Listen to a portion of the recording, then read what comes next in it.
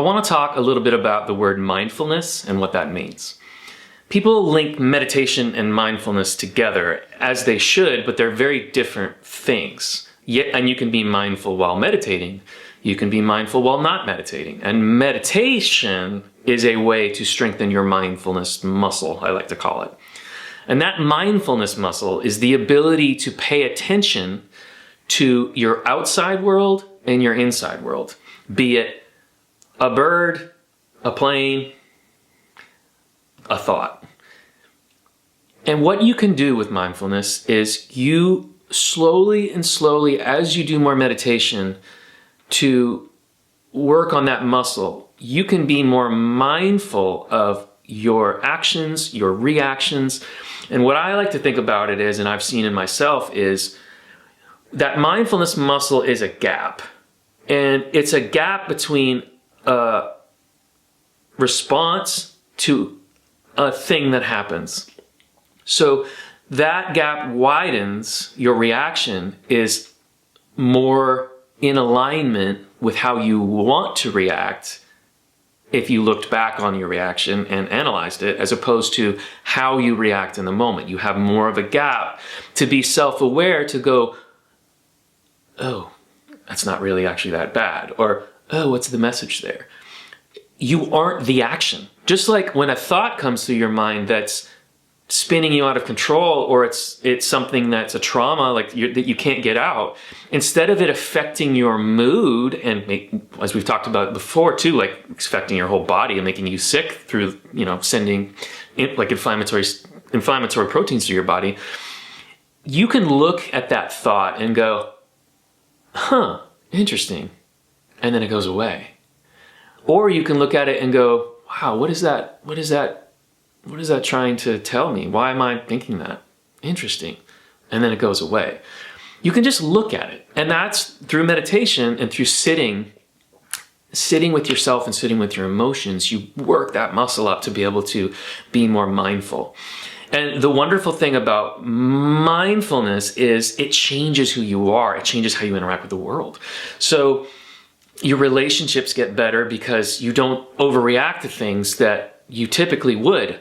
Also, a thing that I'm excited to talk about is your intuition is more in alignment. So your gut instinct is more in alignment with who you are as a person, as opposed to reacting from a trauma or reacting from the past.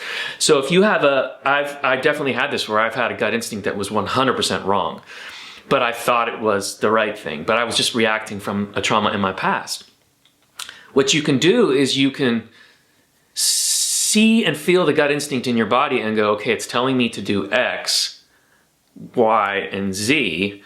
Why? And you can step back and go, okay, well, let me think about why it's telling me that.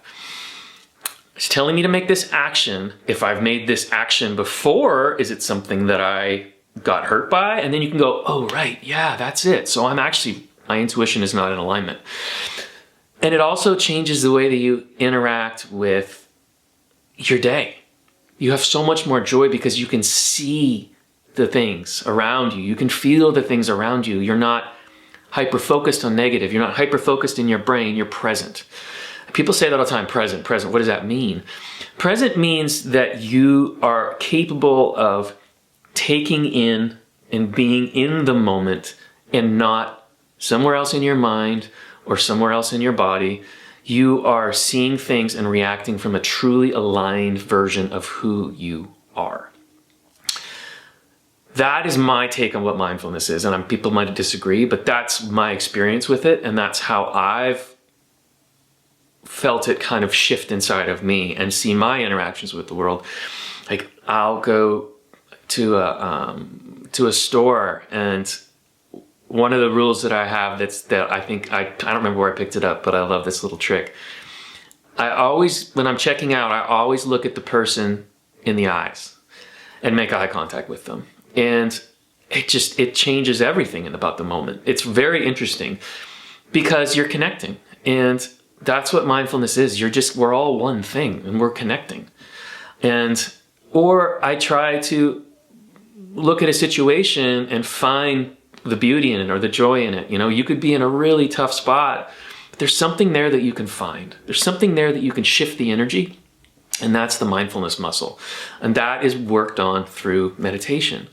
That is 100% the benefit of meditation. And like I've said before, for every 3 positive thoughts, there's 1 negative. So that 1 negative, we can see it, and then we can look for the other 3 positive things, and we're in a better space already. And not only that, is my belief and my energy behind this 100% is, yeah, I go for runs, I go to the gym, I do all that stuff. We all do that stuff because society says that that's good for us, and it is.